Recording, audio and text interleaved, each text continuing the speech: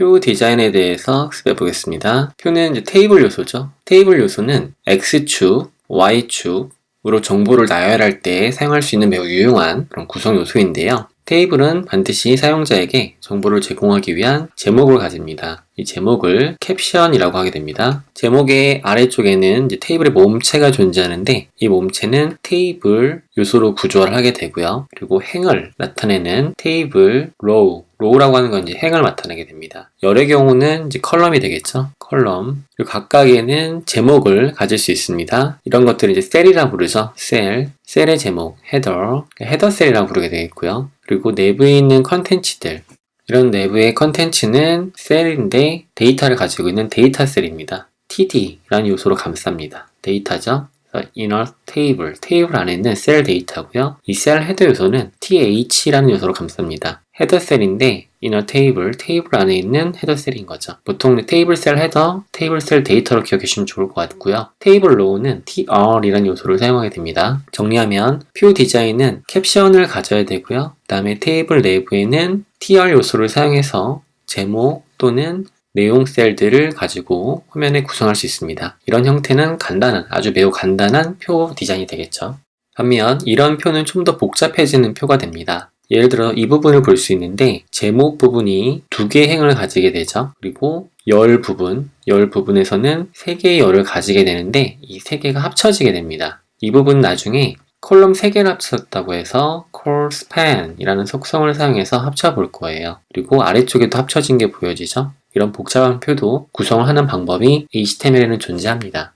보다 복잡한 표인데요. 부동산에 관련된 표이고요. 최종적으로는 이 표를 디자인을 해보도록 할 겁니다. 그래서 여러 개의 열이 합쳐진 경우, 행이 합쳐진 경우, 이 내용을 설명하려면 4억 7,800만 원이라고 되어 있는 4층 최저가라고 되어 있는 부분을 그냥 읽어주면 안 되고 공급 전용이 이러한 정보값을 알려준 다음에 매매 실거래가 만원이고 최저가 이것이다 라고 해서 기술할 수 있도록 구조화를 해줘야 됩니다. 그래야지 눈이 보이지 않는 전맹 시각자도 올바르게 표의 내용을 이해할 수가 있겠죠. 상대적으로 표는 X축, Y축 정보를 가지고 있는 상당히 복잡한 정보 데이터이기 때문에 이 눈이 보이지 않을 경우는 매우 이해하기가 어렵습니다. 그렇기 때문에 그런 부분까지 고려해서 디자인을 해주는 방법을 학습해 보도록 하겠습니다.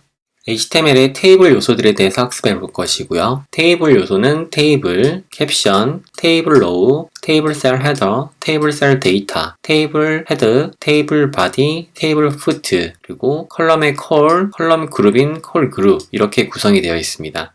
이 요소들을 하나씩 살펴볼 건데요. 우선 디자인을 하고자 하는 것은 앞서 먼저 봤던 간단한 표가 되겠죠. 이 간단한 표를 어떻게 구성할 것인지에 대해서 디자인을 해보도록 하겠습니다. 그리고 나서 관련 내용들을 살펴보는 방식으로 학습을 진행하겠습니다. 이런 형태의 모양을 가지고 있는 표를 구조화한다고 생각해 보세요. 먼저 추석된 내용을 풀어보겠습니다. 브라우저를 로드하게 되면 역시나 구조화가 안 돼 있죠. 이 부분을 구조화시켜 보도록 하겠습니다. 전체 요소를 테이블이라는 요소로 감싸주시면 되겠습니다. 이 내부에 있는 요소는 테이블로 감싸지게 됩니다. 지금 브라우저에 보여주는 것처럼 아직까지는 테이블 내부에 컨텐츠가 포함되어 있는 형태가 아니죠. 왜냐하면 문법이 어긋난 형태이기 때문입니다. 이 부분은 제목이기 때문에 캡션이라는 요소로 감싸주시면 되고요. 페이지 로드를 하게 되면 테이블 내부에 캡션이 들어온 걸 볼 수 있습니다. 아직 구조화되지 않은 정보들이죠. 각각의 행들은 테이블 로우로 감싸주시면 되겠고요. 세이브를 하게 되면 tbody라는 요소가 생기면서 내부에 tr들이 들어오게 됩니다. 하지만 구조화가 안 됐기 때문에 아직 컨텐츠는 포함되어 있지 않습니다. 각 행을 분류해서 묶어줘 보도록 하고요. 한국이라고 되어 있는 이 부분은 테이블 셀 제목이기 때문에 th라는 요소로 구조해 줄 수 있습니다. 미국, 영국, 유럽 모두 마찬가지죠. 그럼 th 엘리먼트로 구조를 해주게 되고 페이지 로드를 하게 되면 테이블 내부의 tr 요소 안쪽에 각각의 행이 첫 번째 열로 제목을 가지고 있는 걸 볼 수 있겠죠. 그리고 나머지 데이터 모두 개행을 해보겠습니다. 그리고 나서 이 요소를 테이블 셀 데이터로 구조화를 시켜보도록 하죠. 그럼 페이지 로드를 하게 되면 첫 번째 행에 셀 제목을 가지고 있고 나머지는 셀 데이터가 되겠습니다. 마찬가지 방식을 사용해서 모두 개행을 시켜주도록 할 거고요. 작업을 해보도록 하겠습니다.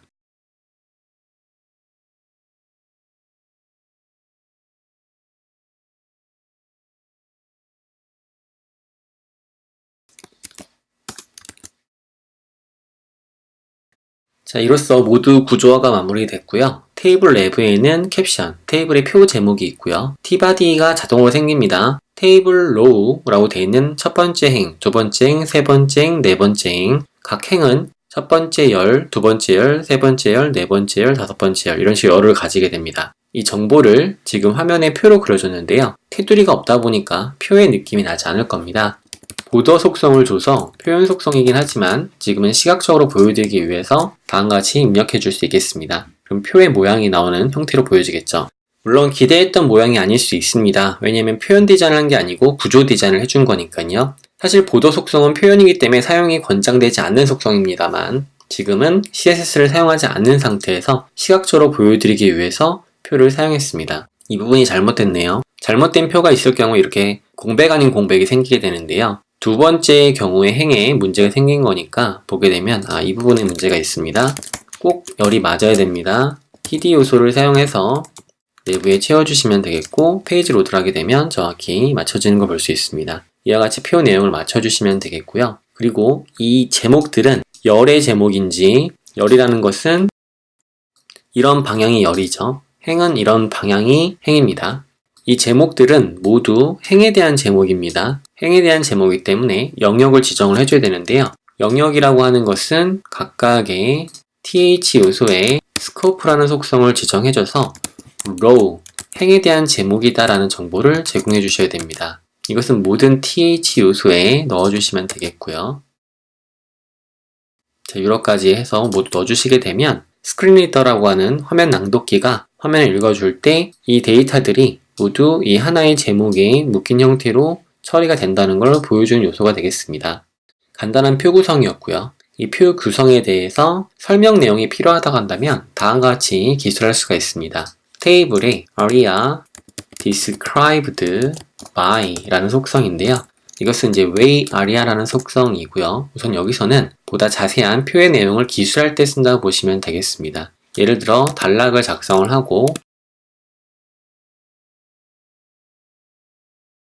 여기서는 국제 성인 남성이라는 것은 이제 한국, 미국, 영국, 유럽 이러한 것들을 기술해 주는 거죠. 이때 P 요소에다가는 id를 부여해서 computer shoes 라고 해주도록 하고요. table이라는 id 값을 부여한 다음에 해당 내용에다가 area described by를 넣어주시면 되겠습니다. 해당 내용은 HTML5.2 4.9절에 있는 tabular data에서 테이블 요소에 area described by를 연결시켜 놓고 단락의 id를 사용해서 둘을 연결시키는 것을 확인할 수가 있죠. 표준에서 명시한 바대로 여러분들은 표에 대한 자세한 내용을 기술하실 때는 area described by라는 설명해 주는 거죠. 설명해 주는 내용에 id 값을 연결함으로써 표에 대한 자세한 설명을 남겨주실 수 있겠습니다. 자, 그럼 해당 파일에 문법적 문제는 없는지 가볍게 문법 검사를 해보도록 하겠습니다. tabular.html 파일을 체크해 보도록 하죠. 자, 지금 워닝 한 개가 있는데요. border attribute, 보도 속성은 테이블 엘리먼트에 사용되는 presentational markup, 표현 마크업입니다. 어디까지나 표현이기 때문에 이것은 using CSS instead, CSS를 통해서 대신해 주세요 라고 되어 있죠. CSS 코드는 테이블 셀 데이터, 테이블 셀 헤더에 보더를 1픽셀 두께의 직선으로 회색으로 넣어주세요. 예시를 들어준 거죠. 그렇기 때문에 이 부분은 all은 아니고요. running, 경고입니다. 그래서 이 점은 염두에 두시고 향후 스타일 시트를 사용해서 이 부분의 테이블 디자인을 하실 수 있을 거예요. 자, 문법적으로 큰 문제가 없다는 것을 우리는 살펴봤고요. 그럼 작성된 요소들을 살펴봤으니까 각 관련된 요소들을 한번 훑어보도록 하죠. 제일 먼저 테이블 요소입니다. 테이블 요소는 테이블의 모음체에 해당이 되고 행, 로우죠. 열, 컬럼입니다. 그리고 셀, 각각의 칸에 구성되어 있는 데이터들이죠. 제목 셀도 있겠고 내용 셀도 있습니다. 이런 것들을 포함하게 되고요. 복잡한 내용을 X, Y축에 따라 이해하기 쉽게 데이터를 구조할 때 테이블을 사용하시면 됩니다. 가장 좋은 테이블 디자인은 누가 보더라도 이해하기 쉽게 최대한 심플하게 단순하게 표를 구성하는 것인데요.